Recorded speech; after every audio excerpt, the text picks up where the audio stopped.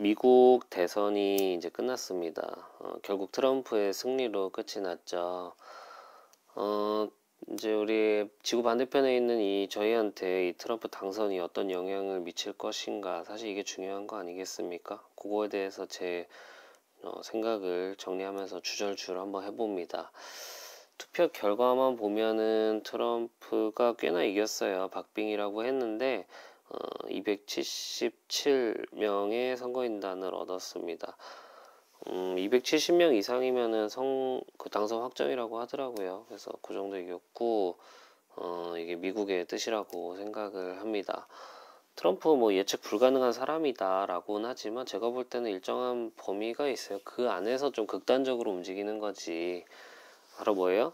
미국 우선주의. 미국 우선주의만큼은 뭐 딴 걸로 한 건 없어요. 그 결과가 미국이 강해졌냐 안 강해졌냐 그걸 떠나서 일단 그 취지 자체는 그쪽으로 움직이는 거는 좀 일관된 것 같아요. 그 속에서 언행을 확 바꾸죠. 결정이랑 이런 것들이 있고. 근데 미국 우선주의를 저는 배척한 적은 없었다. 그렇게 보고 있고, 실제로도 지금 그것 때문에라도 사람들이 그것 때문에 발해서 당선이 됐고요. 이게 이제 미국은 좋은데 미국의 동맹국들 입장에서 이게 불안하다는 겁니다. 자국의 이득이 되고 동맹국한테는 마이너스가 되더라도 얘는 그렇게 한다라는 겁니다. 특히 이제 국가 간의 관계, 국제 정세는 그냥 힘의 논리로 작용하는 거잖아요. 힘센 쪽이 정의잖아요. 그러다 보니까는 그게 좀 불안한 거죠. 자, 한번 전에 트럼프가 했던 행동에 비춰보면서 앞으로를 한번 예상을 해볼게요. 트럼프가 예전에 당선이 됐을 때, 물론 그때 코로나가 있었지만, 그래서 달러를 굉장히 많이 풀었죠. 그러니까 기본적으로 트럼프는 달러를 많이 푸는 거, 그러니까 경제를 활활 타오르게 하기 위해서 돈을 푸는 거에 대해서는 거부감이 낮다고 저는 보입니다. 달러를 발행하면 발행할수록 자산이 양극화되죠. 양극화되는 건데, 이런 것들이 이제 국가 단위로 보면은 결과적으로 자산이 미국으로 빨려 들어간다라고 하더라고요. 뭐 한국도 돈을 많이 풀면 이제 뭐 예를 들면 뭐 지방의 부동산도 오르고 서울 부동산도 오르고 하지만 퍼센트가 비슷하게 올라가도 액수가 다르죠. 근데 심지어 이제 퍼센트까지도 다르죠. 올라간 데가 더 올라가죠. 그런 것처럼 미국도 이제 전 세계 단위, 국가적으로 단위로 보면은 어찌 보면 미국의 자산이 더 올라가는 식으로 되지 않겠나, 뭐 그런 논리인 것 같기도 하고요. 실제로 그렇기도 하고요.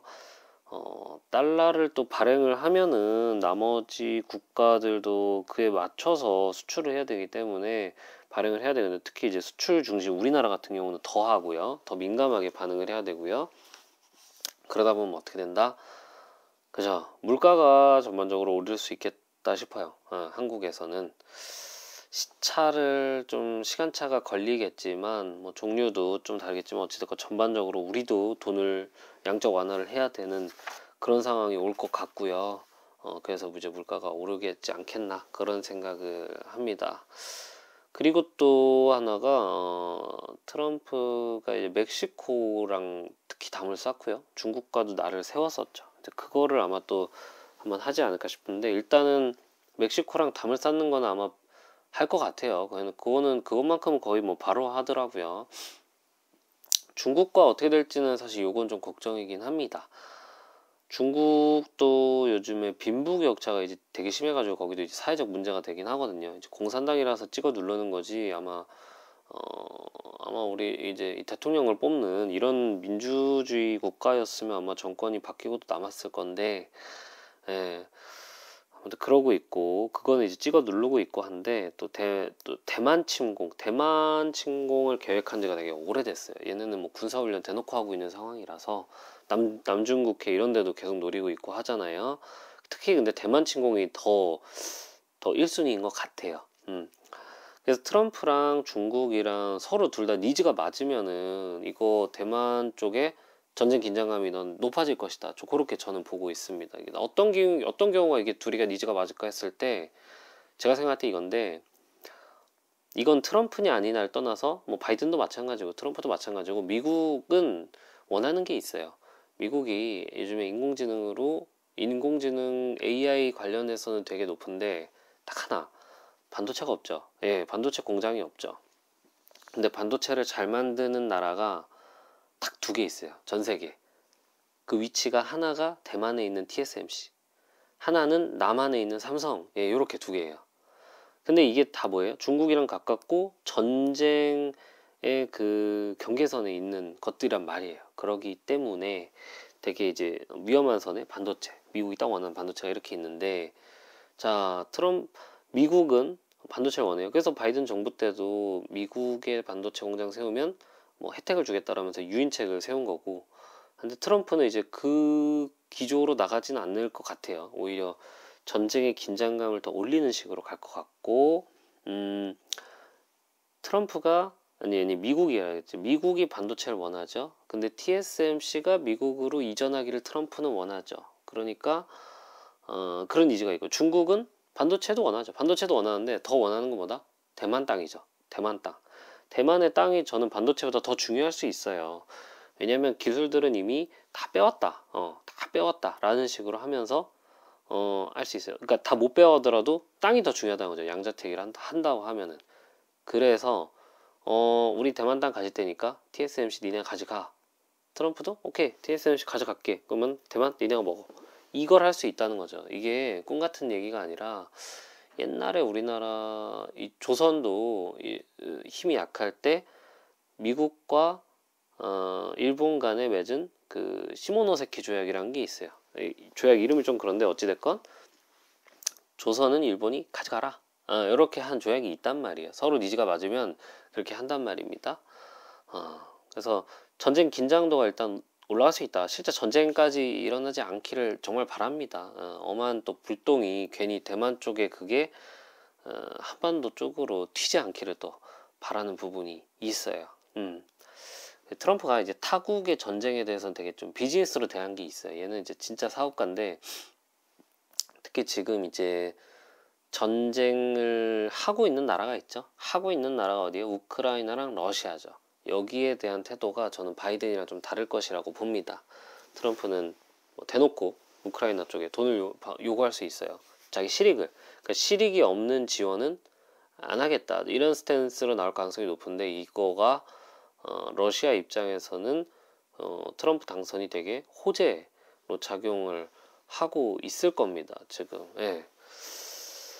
그리고 또 트럼프 입장에서 관심 있는 컨텐츠가 옛날에 김정은이죠. 북한. 사실 한국보다도 더 북한에 관심이 있습니다. 김정은이 이렇게 막 아시아, 동아시아, 동북아시아 쪽에 막 말썽을 일으키고 할수록 트럼프는 자국에 이제 나중에 이제 뭐 비난이 올 수 있는데, 왜냐면 좀 극단적으로 행동하기 때문에 자국의 어떤 비난 이런 것들을 다 김정은 쪽으로 쏟을 수가 있어요. 실제로 지금 저기 해리슨도 비록 졌지만 그 표가 적지는 않거든요. 그렇기 때문에 그런 시선들을 다 이제 김정은 이쪽으로 돌릴 수 있고, 특히 그 예전에 트럼프와 악수할 때쯤에는 이제 핵은 있었지만 발사할 기술이 없었죠. 근데 지금 이제 시간이 흐르니까 어떻게 해요? 그 사이에 꽤 완성을 했죠.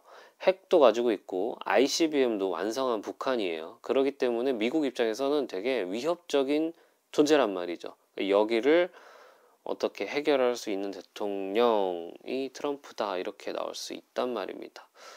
그래서 이제 북한이랑 트럼프랑 서로 니즈가 맞아서 남한으로 불똥 안 튀길 바랍니다. 트럼프는 트럼프대로 자기 내부 단속하려고 그러고, 김정은도 요즘에 거기도 되게 힘들다고 들었어요. 거기도 나름 또 MG 이렇게 있어가지고 또 한류 이런 거에 많이 노출돼서 말을 안 듣는다 하더라고요. 그러니까 그 니즈가 많아서 외부로 갈등을 조장해서 이제 내부 단속을 하는데 쓸 수가 있다라는 거고, 또 뭐 한반도 이 전쟁 긴장도 높아질수록 누가 좋아해요? 그렇죠. 일본이죠. 일본은 그 이제 우익 세력, 이 수건 사업이 있어요. 수건 사업이 뭐냐면 자기들이 전쟁 가능한 국가로 하는 그 헌법을 개정하는 거거든요.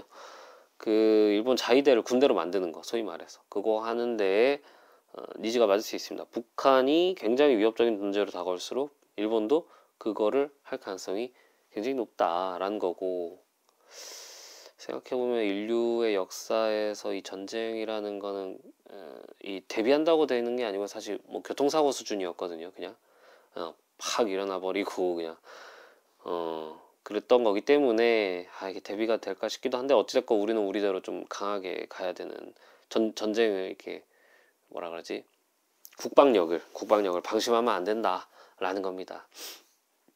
미국 우선주의 표방하는 이제 트럼프가 됐으니까 뭐 S&P 500은 높아질 수 있겠다도 싶습니다. S&P 500은 근데 이제 동시에 또 요즘에 워렌 버핏 할아버지가 현금 보유를 최대로 하고 있어 어마어마하게 하고 있습니다. 지금 보면 그래프 보면 깜짝 놀라실 텐데 역대 최대 수준을 넘어서서 약간 비정상적이라고 해야 되나? 막 그래프가 치솟아요. 그래서 뭐 이게 향후에 경제 침체를 좀 전망한 것이다, 이런 전망도 있고, 아니면 또 자기 죽음을 대비한 것이다, 이런 것도 있고, 또 그 사이에 우리 그 영원한 단짝이 이 찰리 먼거 할아버지가 돌아가셔서 그때 충격으로 하는 거다, 막 이런 거일 수도 있고. 원래 이제 워렌 버핏 이분이 이제 투자하는 그 성향이 좀 수비형이었고, 저 누구야, 그 찰리 먼거 아저씨는 공격형 투자였거든요. 그러니까 공격형 투자가 사라지니까 이제 자기가 하려는 이제 수비형으로 좀 돌아선 거라고 볼 수도 있습니다. 그래서 애플 주식을 어마어마하게 지금 팔고 지금 거의 한 450조 정도 현금을 보유하고 있는 걸로 나타나는데 어마어마하죠. 그러니까요. 그런 건데 잘 모르겠어요. 네. 어쨌건 저도 이제 그 트럼프의 이제 과거 행동에 비춰서 위와 같은 상식선에서 예측해 봤어요. 이건 위에 거 제가 얘기한 것들은 사실 누구라도 예측할 수 있는 것 정도인데, 이 세상이라는 게 희한한 대로 또 예측한 대로 안 흘러가는 게 또 세상이더라고요. 그래서 뭐 예를 들면 이제 워렌 버핏 이 할아버지가 맞다면 이 트럼프가 미국 우선주의를 표방을 해서 취지는 좋아요. 어떤 이런 취지로 정책을 펼쳤는데 이게 무슨 이유에서인지 하여튼 이게 하면 안 되는 거여 가지고 사고를 쳐서 뭐 경기 침체라든지 위기가 온다, 요런 시나리오 정도가 생각이 나는데, 그죠? 이게 뭐 다 상상입니다. 이러나 저러나 저희 같은 개미가 할 일은 뭐겠어요? 그냥 얌전하게 연금저축 넣고 S&P 500 조금씩 넣고 관찰하는 거죠 뭐. 근데 별일이 없었으면 좋겠습니다. 요즘 세상에 긴장도가 너무 높아가지고. 네, 오늘 준비한 영상은 여기까지. 다들 행복한 하루 되십시오.